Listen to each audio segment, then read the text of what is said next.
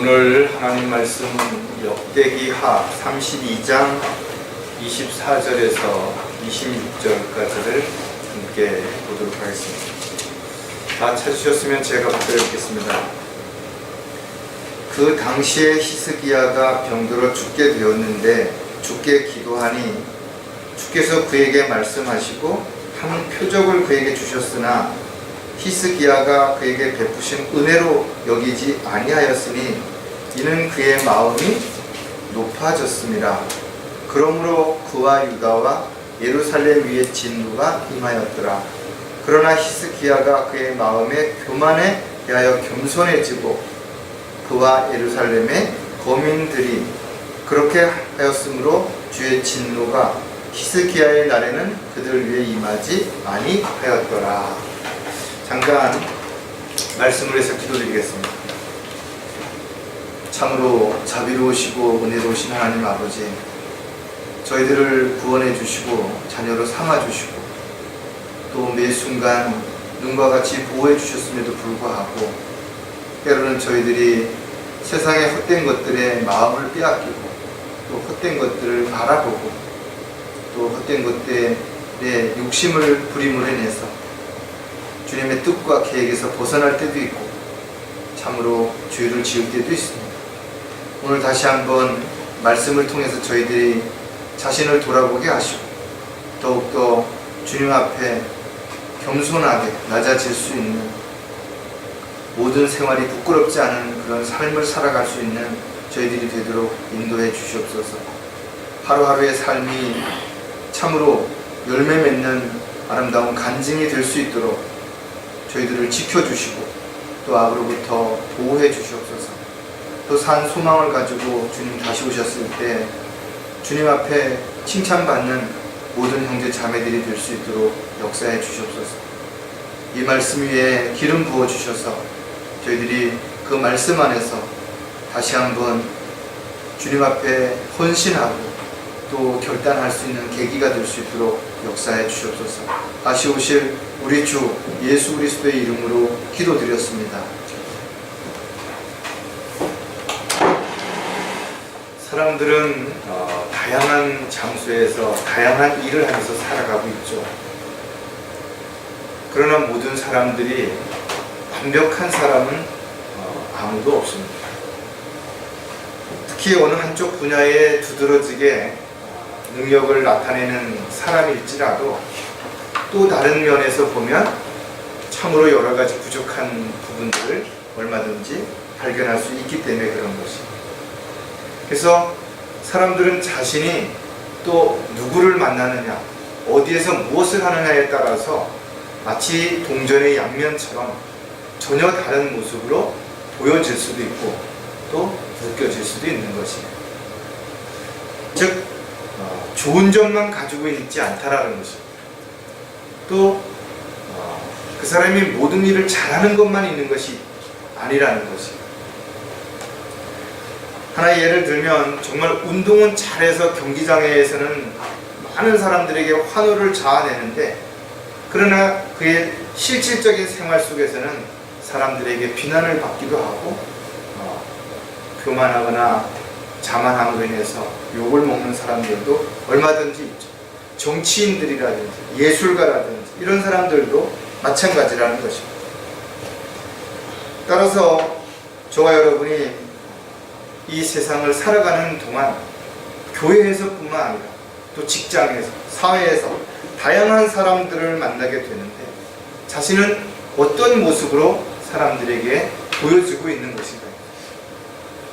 자칫하면 자신이 어느 한 부분에서는 훌륭한 전문가를 하더라도 또 다른 부분에서는 사람들에게 지탄을 받거나 손가락질을 받는 그런 모습이 될 수도 있다는 것입니다. 저 여러분은 늘 정신을 차리고 깨어 있어야 될 뿐만 아니라 가장 중요한 것은 마땅히 해야 할 일과 하지 말아야 할 일들을 잘 구분해서 하나님 아버지 앞에서는 물론 사람들 앞에서도 부끄럽지 않은 그런 삶을 우리가 반드시 살아가야 할 것입니다. 구원받은 그리스도인이라고 해서 모두 다 동일하지 않습니다.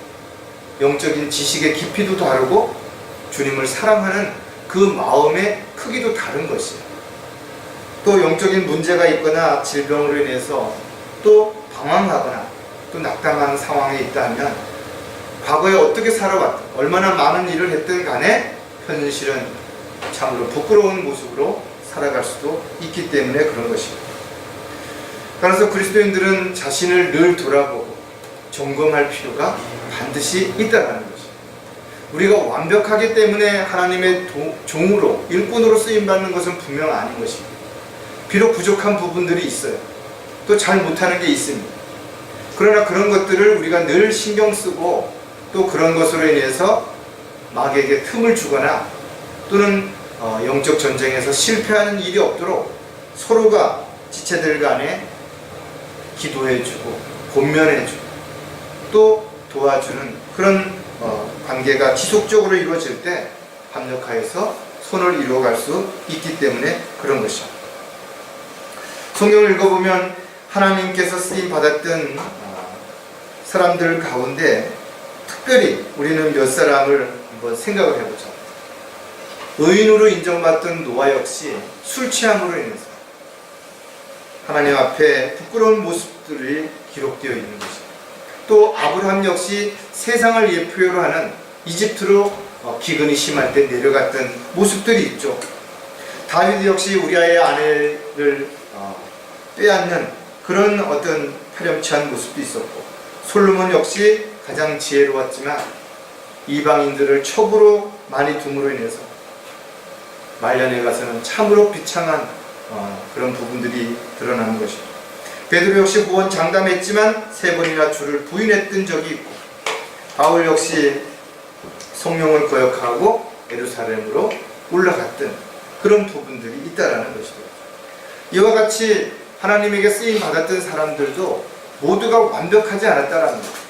때로는 부족한 부분이 있었고 흉이 있었고 허물이 있었음에도 불구하고 그들 모두가 하나님의 은혜 아래서 시간이 지나면서 조금씩 더 성숙해지고 주님을 위해서 헌신적인 삶을 살았기 때문에 우리는 지금도 그들의 삶을 돌아보고 또 그들의 이름을 회자하면서 어떻게 하면 우리도 저렇게 믿음 안에서 승리하는 삶을 살 수 있을 것인가에 대한 교훈을 얻게 되는 것이죠. 오늘 설교 제목은 히스기야 왕을 통한 3가지 교훈을 우리가 한번 좀 생각을 해보려고 합니다. 히스기야 왕 역시 우리가 이런 모든 부분들에 있어서 참으로 교훈을 얻을 수 있는 대표적인 사람 가운데 한 사람이라고 우리가 볼 수가 있습니다. 히스기야는 25세의 왕이 됐어요. 남유다의 왕이 돼서 29년 동안을 치리했던 왕입니다. 그리고 히스기야 왕의 주된 그런 업적을 우리가 몇 가지 볼 수가 있는데, 그가 왕이 된 이후에 가장 먼저 한 것을 바로 주의 전을 수리하고 성전에서 경배를 회복시켰다라는 것이. 가식적이고 형식적인 어떤 그런 것들이 아니라 정말 하나님을 두려워하고 하나님 앞에 참된 경배를 드리기 위해서 그가 왕이 된 이후에 가장 먼저 이 일들을 바로 잡았다는 것이죠.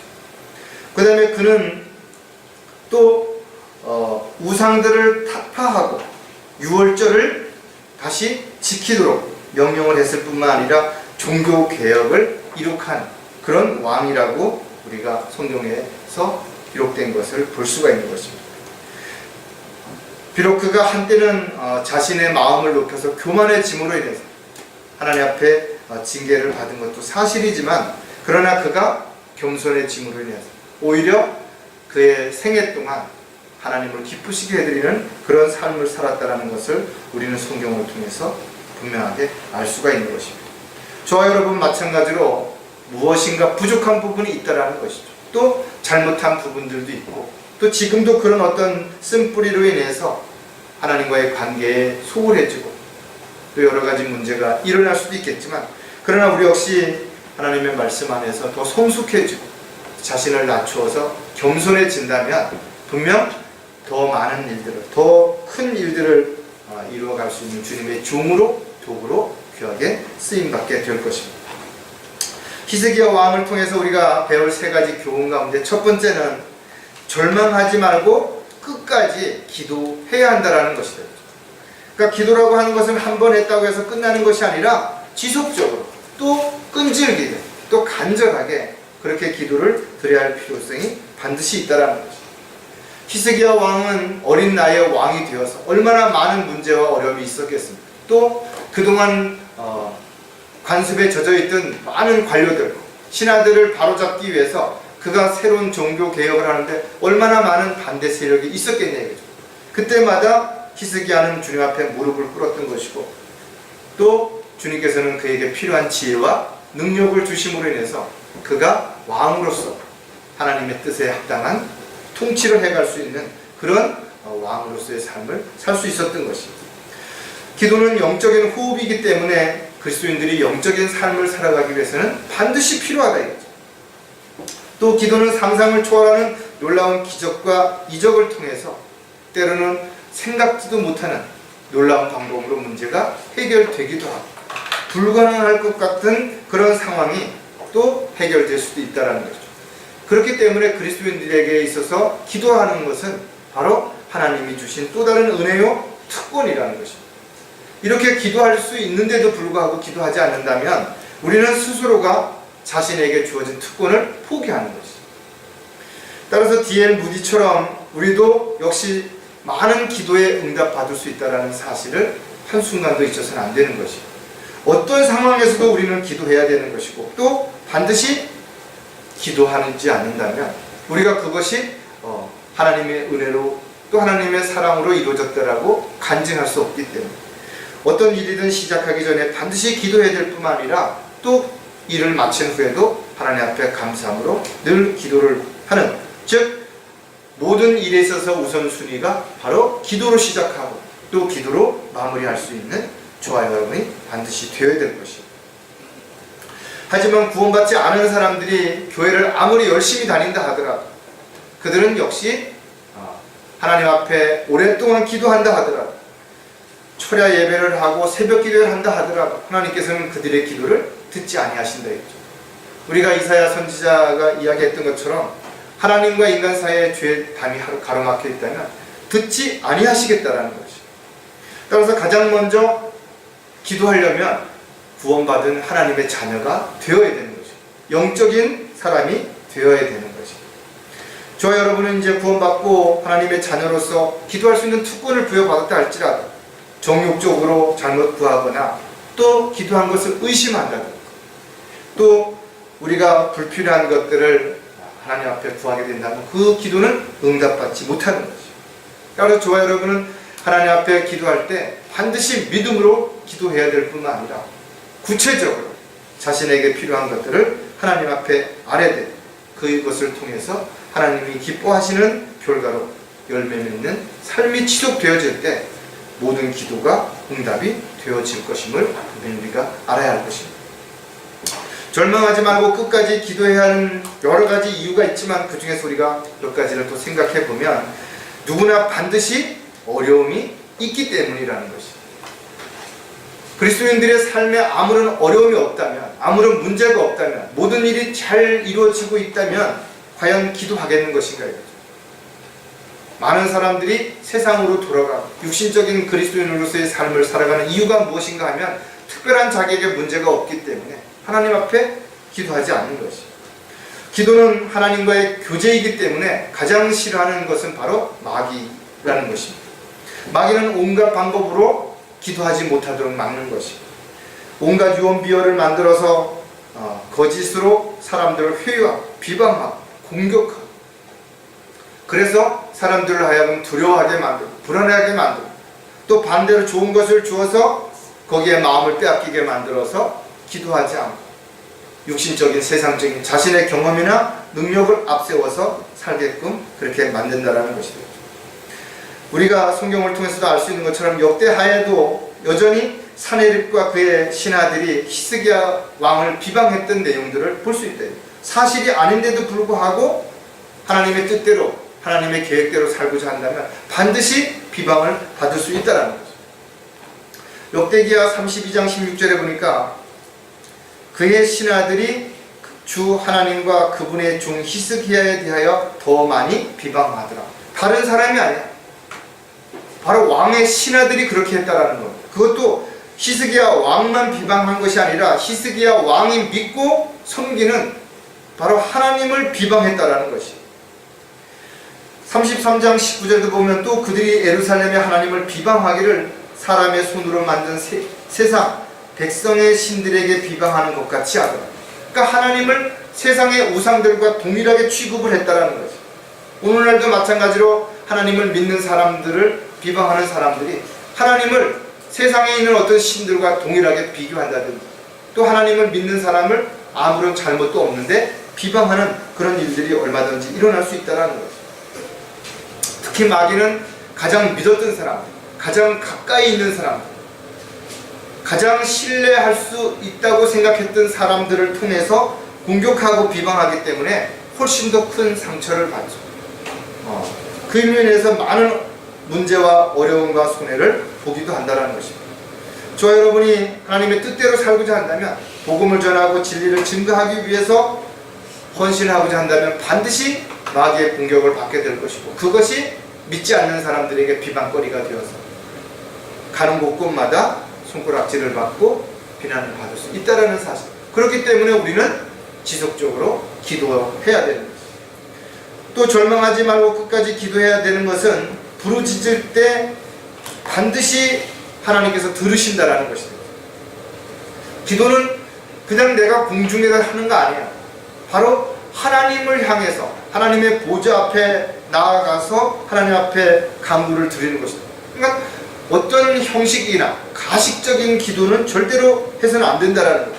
사람들에게 보이기 위해서 어떻게 한다든지 몇 시간을 했다고 한다든지 이런 것이 하나님 보시기에는 참으로 가증스럽다.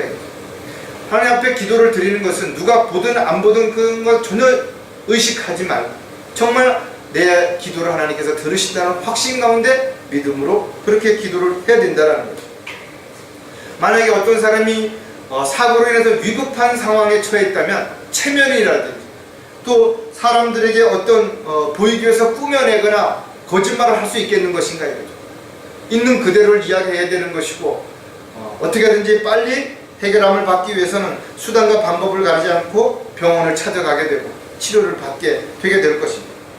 사람들의 눈치를 본다든지 뭔가를 감춘다든지 그러는 것은 절박한 상황이 아니라는 것을 입증하는 것입니다. 저와 여러분이 어떤 기도를 하염에 있어서 정말 왜 기도를 해야 되는 것인가에 대한 분명한 이유가 있다면 그 기도가 쉽게 응답이 안 된다 하더라도 끈질기게 기도할 것이다. 여러분들 포기하지 않고 기도할 것이다. 특히 여러분의 사랑하는 사람들이 아직까지 구원받지 못했다면 그들이 구원받게 하기 위해서 여러분들이 하나님 앞에 간구를 드릴 때 한두 번 했다고 해서 그들이 구원받는 걸 포기한다고 여러분 포기하시겠는 것이겠죠. 절대로 포기할 수 없고 오히려 더 끈질기게 눈물로 기도하게 될 것입니다. 따라서 저와 여러분이 누군가를 위해서 기도하고 있다면 그 중보 기도하는 것은 참으로 하나님 보시기에 아름다운 모습이고 또 누군가가 여러분을 위해서 기도해주는 사람이 있다면 여러분들 참으로 복받은 사람이다. 세상에 그 어떤 것보다도 가장 강력한 선물이고 강력한 위로와 힘을 줄 수 있는 것이 바로 기도이기 때문에 그렇다는 거죠. 역대기하 32장 20절에 보면 이 일로 인하여 히스기야 왕과 아모지의 아들 선지자 이사야가 하늘을 향하여 기도하며 부르짖었더라. 그에게 어려움이 있을 때마다 그에게 문제가 있을 때마다 그는 간절하게 기도했다 이거죠. 선지자 이사야가 그랬던 것처럼 히스기야 왕 역시 하늘을 향해서 기도하면서 부르짖었다라고 성경은 기록하고 있다 이거죠.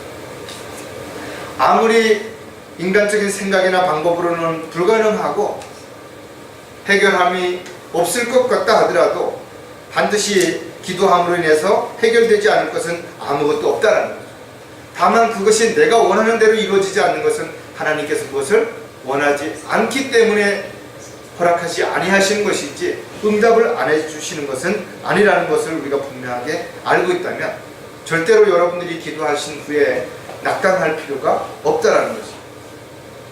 자기 문제를 스스로 직접 해결해 보겠다고 하는 것, 어떻게 보면 이것도 교만이고 자만에서부터 시작이 되는 것이죠. 먼저 하나님 앞에 내려놓고 또 내가 감당할 수 없는 어떤 그런 큰 문제가 생겼다면 즉시 목자에게 또 지체들에게 기도 요청을 하는 것이 반드시 필요하다는 거예요. 왜냐하면 중보기도의 역사가 하는 힘이 크기 때문에 그렇습니다. 하나님께서는 기도하는 사람은 믿음으로 간절히 하나님 앞에 구할 때 반드시 응답해 주시겠다고 성경을 통해서 분명하게 기록해 놓고 있는 것입니다. 또 절망하지 말고 끝까지 기도해야 하는 것은 반드시 응답해 주시기 때문이라는 겁니다. 기도의 응답은 하나님께서 다양하게 해주실 수 있어요. 어떤 기도는 즉시 응답해 주시는 것들도 있습니다. 또 어떤 기도는 기도를 했는데도 불구하고 기다려야 된다라고 오랫동안 응답해 주시지 않는 것도 있으실 뿐만 아니라 어떤 기도는 그 기도 자체를 거절하시는 경우도 있는 것이에요. 따라서 우리는 설교를 통해서 또 성경을 읽을 때 지체들과 교제하는 가운데서 우리가 또 기도의 응답을 받기도 하는 것입니다. 특히 우리가 생각하지도 않은 방법으로 응답해 주실 때 또 상상을 초월하는 초자연적인 방법으로 기도에 응답해 주실 때 잘 모를 수도 있겠죠. 그러나 우리가 정말 기도했다면 하나님께서 그 기도해 주시는 것에 대한 응답을 기도한 사람들은 반드시 알 것입니다. 역대하 32장 21절에 보니까 주께서 한 천사를 보내시어 아시리아 왕의 진영에서 모든 힘센 용사들과 지휘자들과 대장들을 멸하였으니 그가 수치스러운 낯을 하고 그의 고국으로 돌아가니라. 그가 그의 신전에 들어갔을 때 그의 몸에서 나온 자들이 거기서 칼로 그를 죽였더라. 그의 몸에서 나온 자들이 누구예요? 바로 자식들이라는 거죠. 이처럼 아시리아 왕이 히스기야 왕의 엄청난 그런 비방과 이런 것들을 했을 때 이런 결과가 났다라. 하나님께서 놀라우신 방법, 천사를 통해서 가장 용맹스러운 그런 지휘자들과 용사들을 모두 죽였다라는 거죠. 그리고 그 왕마저 죽게 했던 것을 볼 수가 있는 거죠. 주님을 대적하고 그에게 기도하는 사람을 비방한 결과는 참으로 비참하다는 것이죠. 오늘날 배교하고 교회를 파괴한 자들이 하나님의 자녀들을 또 하나님의 뜻대로 살고자 하는 사람들을 공격하고 또 그들을 비방한다면 그들이 받게 될 징계는 얼마나 클지 또 그들이 받게 될 저주가 얼마나 비참할지는 우리가 한 번쯤 생각을 해봐야 된다 이거죠. 하나님께서는 자신들의 기도에 언제나 귀를 기울이시고 경청해 주신다는 것을 우리는 잊지 말아야 될 것이에요. 또 그리스도인들은 자신에게 일어난 일들을 주님께 자세하게 알려드려야 할 분명한 이유가 있습니다.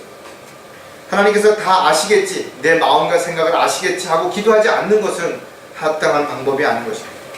따라서 저와 여러분은 반드시 기도해야 하는 것이고 또 그 기도가 합당하다면 끈질기게 기도해야 될 뿐만 아니라 기도했으면 믿고 기다릴 수 있어야 된다는 사실을 우리가 한순간도 잊지 않을 때 하나님께서는 반드시 기도에 응답해 주시게 될 것입니다. 두 번째 히스기야 왕을 통해서 배울 교훈은 은혜를 떠나 교만해지지 말아야 한다는 것을 우리가 배울 수 있을 것입니다. 누구든지 처음부터 교만한 마음이나 자신을 높이는 사람은 아무도 없을 것입니다. 그러나 환경과 여건들이 좋아지고 자기의 어떤 신분이 높아지고 또 자신의 어떤 직책이라든지 이런 것들이 명성이 사람들에게 알려지기 시작하면 슬며시 자기 마음속에서 교만한 마음이 싹트기 시작하는 것입니다. 많은 사람들이 자신에게 베풀어준 은혜에 대해서 잊고 살아간다.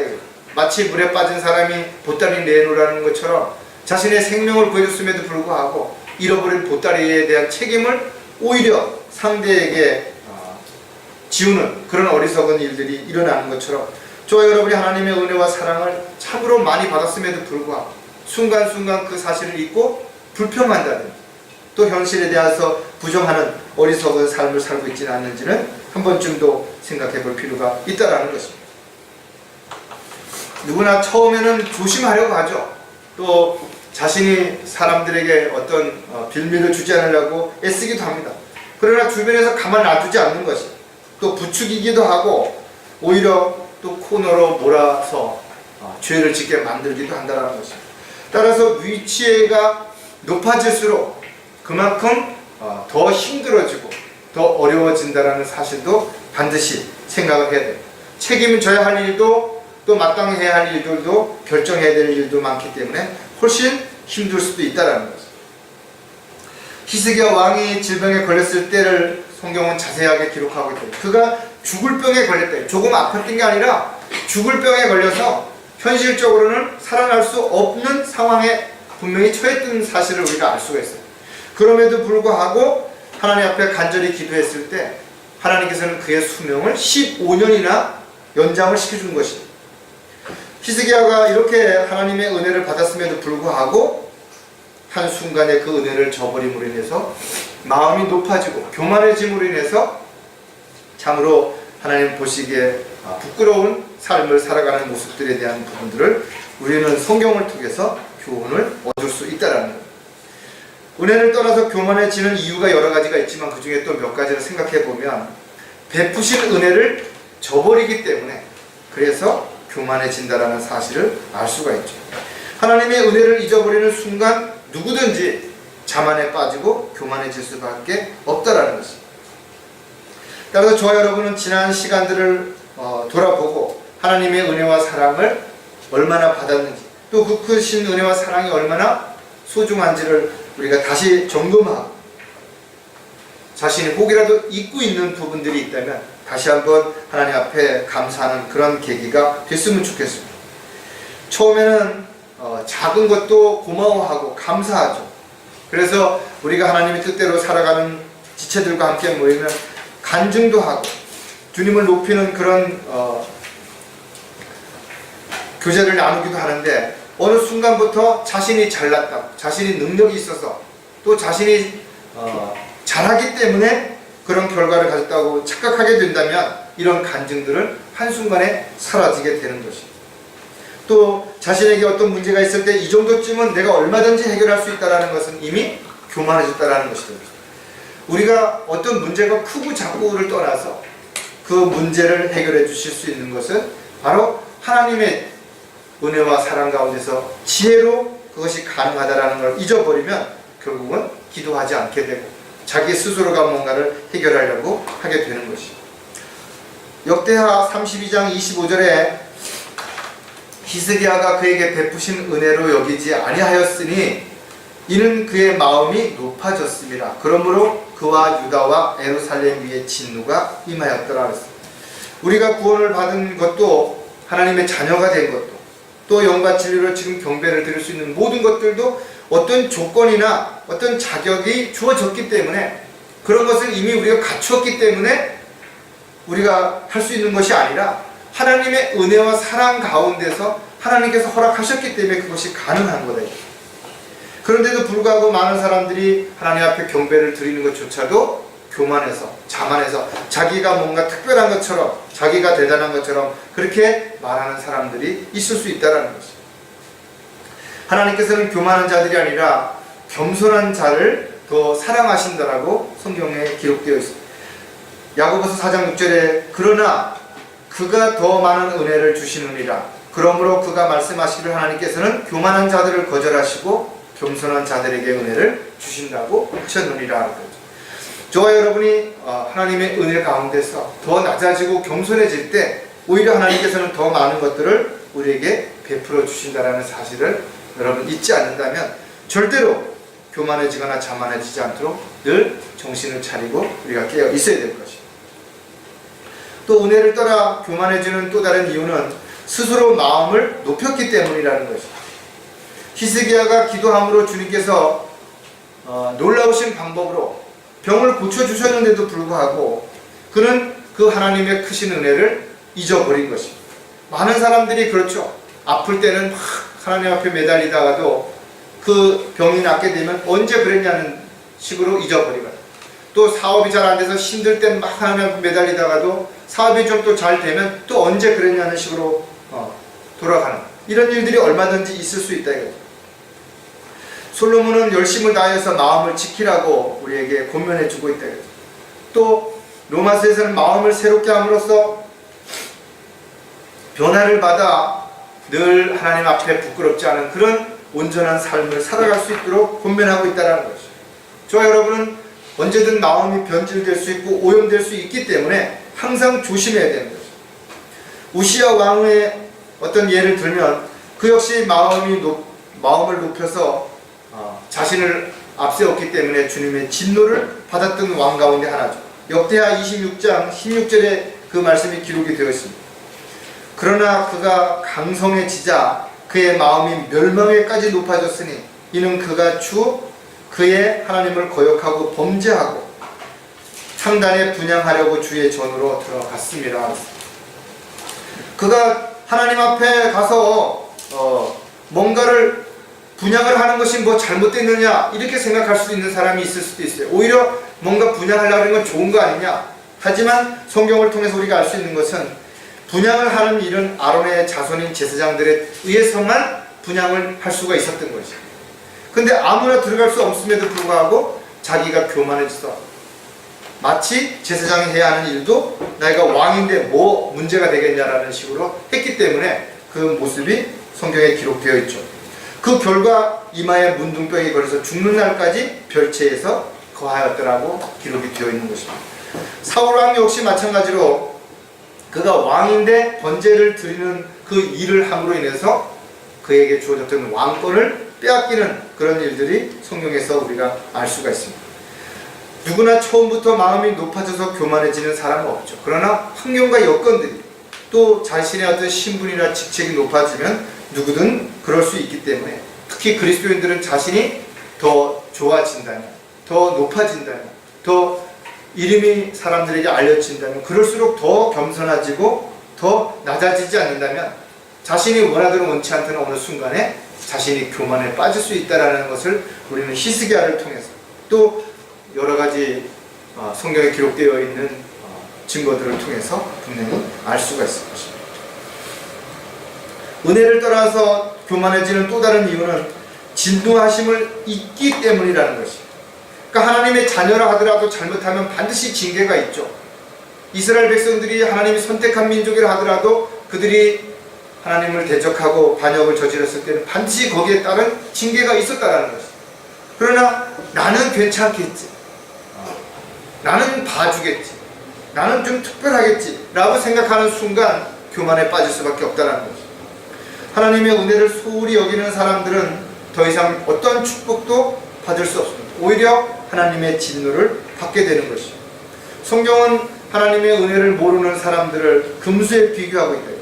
사람이 종교에 처해 있다 하더라도 깨닫지 못하면 멸망하는 짐승과 같다라는 것입니다. 마귀는 피조물 중에 가장 완벽하게 창조되었음에도 불구하고 그가 교만해짐으로 인해서 하나님을 대적하고 하늘에서 쫓겨나는 결과를 가져온 것입니다. 에스겔서 28장에 보면 그런 내용이 아주 자세하게 기록이 되어 있는데 15절 16절에 내가 창조된 날로부터 죄악이 내게서 발견되기까지 너는 내 길에 완벽하였도다. 내 상품이 풍부함으로 그들이 폭력으로 내 가운데를 채워서 내가 죄를 지었느니라.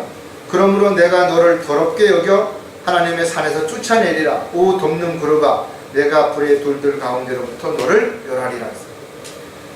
지금도 많은 사람들이 왜 교만해지는 것인가 이거죠. 바로 이 마귀의 타락한 옛 성품 또 마귀의 꾀임에 넘어가기 때문에 그렇다는 거죠. 히스기야 왕 역시 마음이 높아져서 하나님의 은혜를 여기지 않았다는 것입니다. 그래서 그 결과 자신은 물론 자신이 왕으로 있는 그 유다와 예루살렘까지 진노가 임하였던 것을 볼 수가 있습니다.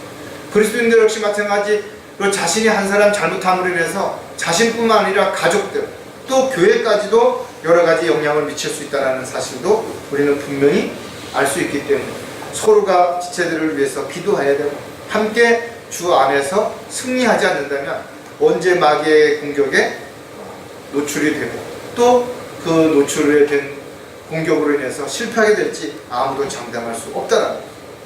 따라서 그리스도인들은 반드시 주님 오셨을 때 심판석 앞에 서게 될 것이고 그리스도의 심판석 앞에서 부끄러움과 수치를 당하지 않으려면 늘 정신을 차리고 깨어 있어야 될 것입니다. 늘 이 세상을 살아가는 동안 자신의 생각이나 지식이나 경험이 아니라 늘 성령께서 인도해 주시는 대로 순종할 뿐만 아니라 주님께서 주시는 지혜로 또 능력으로 그렇게 주님의 도구로 일꾼으로 살아갈 때 교만해지지 아니하고 오히려 자신을 낮춰 겸손한 삶을 살아갈 수 있고, 또 그렇게 겸손한 삶을 살아갈 때 주님을 기쁘시게 드릴 수 있는 아름다운 간증의 열매가 맺어질 수 있다는 것을 우리가 히스기야 왕을 통해서 또 교훈으로 배우게 되는 것입니다. 마지막으로 히스기야 왕을 통해 배울 교훈은 책망을 통해 겸손을 배우게 된다는 것입니다. 겸손해졌다라는 증거는 바로 어떤 변명을 하지 않는다라는 거죠. 또 누군가 탓하지 않는다라는 거죠. 그러나 많은 사람들이 내가 잘못했다 라고 이야기를 하면서도 거기다가 이유와 변명을 써서 누구 때문에 어쩔 수 없었다 이렇게 변명하는 사람들도 얼마든, 그런 사람들은 아직까지 겸손해진 것이 아니라는 거죠. 있는 그대로를 시인하고 자신을 낮추어서 새로운 마음으로 살아가고자 할 때 그리스도인들은 자신의 모습을 통해서 또 자신의 어떤 삶을 통해서 열매가 맺어지는 것입니다. 히스기야 왕은 자신의 교만함을 즉시 알게 되었고 스스로 자신을 낮추어서 겸손해졌다라고 성경은 기록하고 있는 것입니다.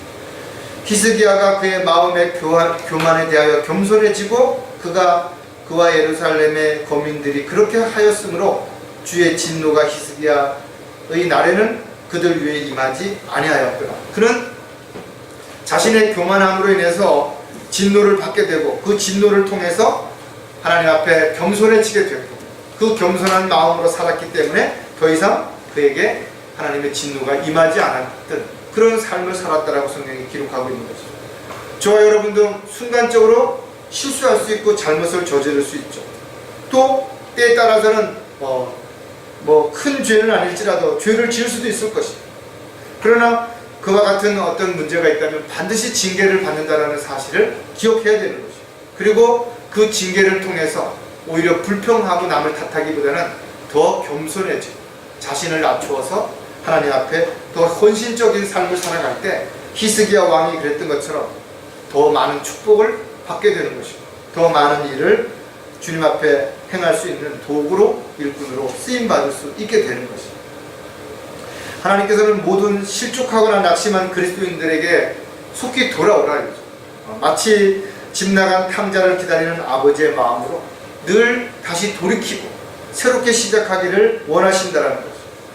따라서 비록 어떤 잘못을 저질렀다 하더라도 낙담하거나 좌절하고 그렇게 주저앉아 있을 것이 아니라 하나님 앞에 즉시 나와서 죄들을 자백하고 겸손해져서 다시 초심으로 돌아가 다시 십자가 앞에서 시작하는 그런 마음을 가지고 살아갈 때 하나님께서는 반드시 또다시 기회를 주신다는 사실을 우리는 성경을 통해서 배우게 되는 것입니다. 책망을 통해 겸손해지는 또 여러 가지 이유들이 있지만 우리가 히스기야 왕을 통해서 몇 가지 또 배울 점이 있다 이거죠. 바로 자신의 잘못을 인정할 때 그 사람은 오히려 겸손함을 배우게 되는 거죠. 사람이 항상 모든 일이 잘 될 때 또 자신이 원하는 대로 행해질 때 겸손해지지 않습니다. 오히려 교만해지죠. 그러나 어떤 문제가 발생되고 또 자신이 감당할 수 없는 상황에 처하게 되고 또 그 일로 인해서 모든 것을 다 잃을 수밖에 없는 그런 상황에 직면해야 비로소 그때 모든 걸 다 내려놓게 되는 경우가 대부분이라는 것이. 따라서 자신이 먼저 어떤 일이든 잘못을 인정하는 것은 쉽지 않지만 자신이 잘못을 인정했다면 그 다음에 자신의 잘못을 뉘우치고 새롭게 되는 것은 훨씬 더 쉽다라는 것이. 사람은 누구나 자존심이라는 것이 있죠. 그래서 어떤 잘못을 저질렀을 때 특히 아는 사람 또 자기 주변에서 자기보다 못한 사람 앞에서 잘못했다고 인정하는 것이 쉽지 않습니다. 그래서 잘못을 인정하는 것은 대단한 용기인 거예요.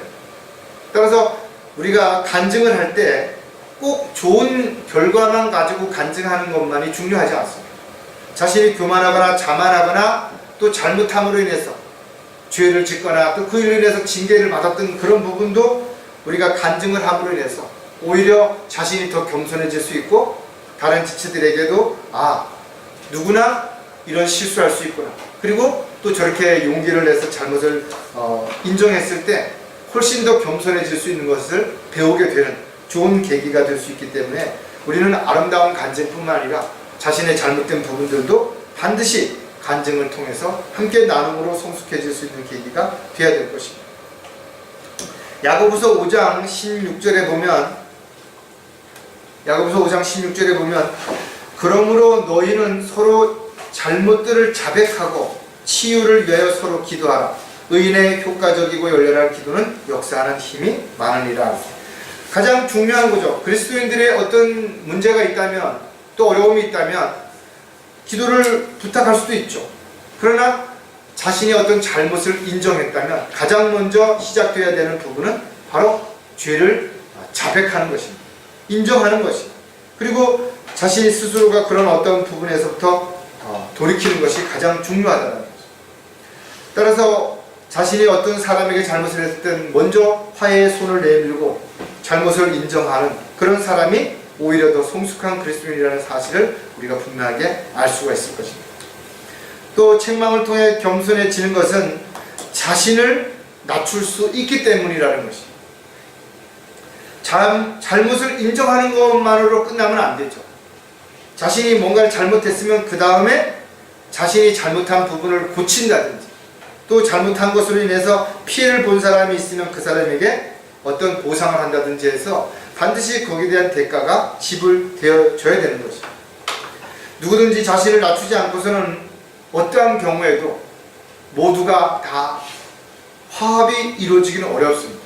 특히 여러 사람이 함께 모이는 어떤 조직이라든지 단체에서는 아주 사소한 것들이 어떤 분열의 조짐이 되고 어떤 분파를 만드는 결과를 가져오는 경우도 얼마든지 있죠.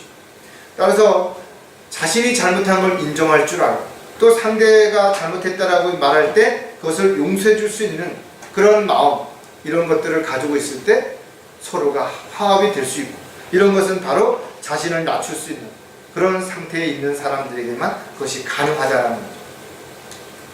골로새서 3장 13절에 만일 어떤 사람이 누구에게 불평이 있으면 서로 용납하고 서로 용서하기를 마치 그리스도께서 너희를 용서하신 것 같이 너희도 그리하라 했습니다. 용서를 구하고 또한 용서를 해주는 것은 모두 주님의 은혜와 사랑이 없이는 불가능하다.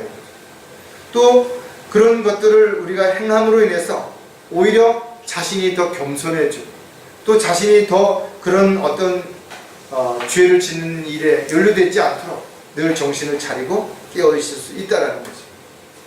많은 사람들이 나는 뭐 죄를 졌고 감옥에 갔다 왔으니 난 죄값을 다 받았다 하고 당당하게 생각하면서 나는 더 이상 뭐 죄를 사람들 앞에 고백할 필요도, 낮출 필요도 없다 라고 하는 사람들이 많이 있죠. 그러나 그리스도인들은 그렇지 않다는 것입니다. 자신이 정말 잘못을 인정했으면 그 일로 인해서 손해를 받거나 어려움을 겪고 있는 지체들이 있다면 그것에 대한 반드시 보상을 하는 것과 진정한 용서를 구하는 것이 반드시 필요하다는 것입니다. 서로 자신을 낮추지 않는다면 자신도 모르는 사이에 조금씩 서로에 대해서 신뢰가 깨어지고, 또 자신을 높임으로 인해서 오히려 분열이 일어날 수 있기 때문에 그런 것입니다. 이 세상에 누구도 다른 사람을 용서해주지 못할 만큼 완벽한 사람이 있겠는 것인가요? 저와 여러분이 주님으로부터 용서를 받았다면 우리는 또 다른 누군가가 용서를 구할 때 반드시 용서해 줄 수 있어야 되는 거죠. 따라서 그리스도인들의 삶은 늘 겸손한 삶이 되도록 자신을 낮출 수 있는 이런 부분들은 바로 다양한 책망을 통해서, 또 권면을 통해서 그것이 가능해진다는 것도 우리가 잊지 말아야 할 것입니다. 책망을 통해 겸손해지는 또 다른 것은 초심으로 돌아갈 수 있기 때문이라는 거죠. 많은 사람들이 뭔가 잘못을 했을 때 바로 그 직전으로 돌아가려고 하죠. 그러다 보니까 해결이 안 되는 거죠.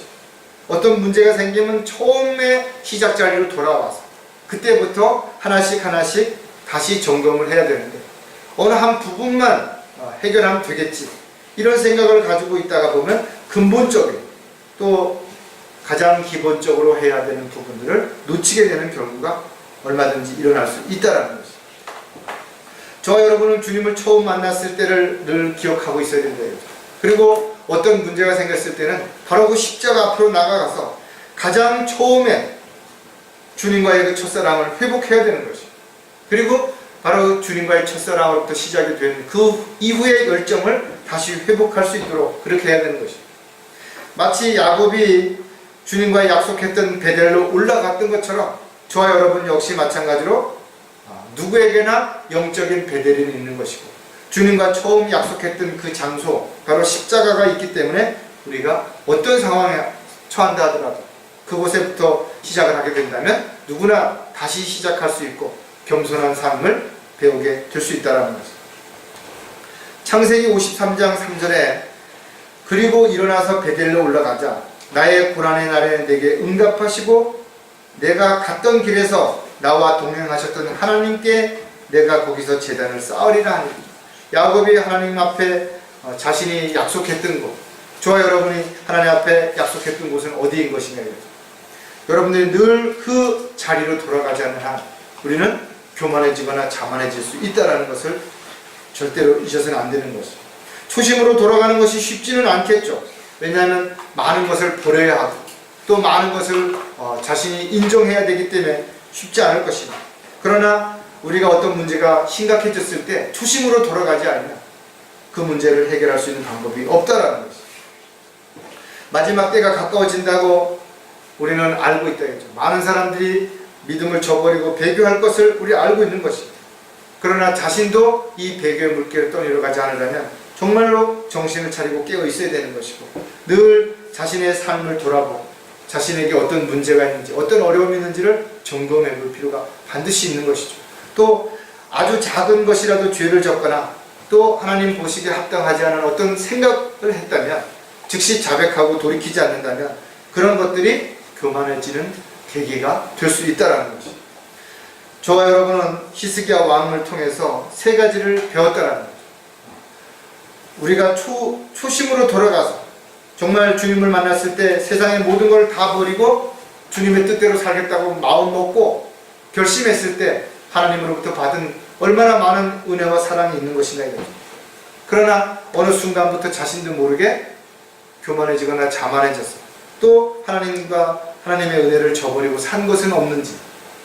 그러나 우리가 다시 하나님 앞에 돌이킨다면 그리고 죄를 하나님 앞에 자백하고 오히려 그런 과정들을 통해서 징계를 통해서 겸손해질 수 있다면 지금보다 더 많은 것들을 알게 되고 배우게 되고 또 깨닫게 되고 실행할 수 있는 신실한 주님의 종으로 일꾼으로 쓰임받을 수 있게 된다는 사실을 우리가 잊지 않고 주님 오실 때까지 믿음 안에서 승리하는 저와 여러분이 되시기를 주의 이름으로 부탁을 드리겠습니다. 기도하겠습니다. 하나님 아버지 참으로 감사를 드립니다. 저희들은 참으로 부끄럽고 어리석은 부분들이 너무나 많습니다. 또 주님의 은혜와 사랑을 알면서도 또 받았음에도 불구하고 저희들이 세상에 있는 것들에 마음을 빼앗기거나 헛된 것에 마음을 쓸 때도 있습니다. 오늘 이 말씀을 통해서 저희들이 다시 한번 자신을 돌아보고 더 자신을 낮추고 겸손한 가운데서 주님을 기쁘시게 해드리는 아름다운 그런 삶을 살아갈 수 있는 저희들의 생애가 되도록 역사해 주시옵소서. 늘 주님의 은혜와 사랑을 잊지 않는 가운데 매 순간 감사하며 살아갈 수 있도록 도와주시옵소서. 다시 오신 우리 주 예수 그리스도의 이름으로 기도드렸습니다.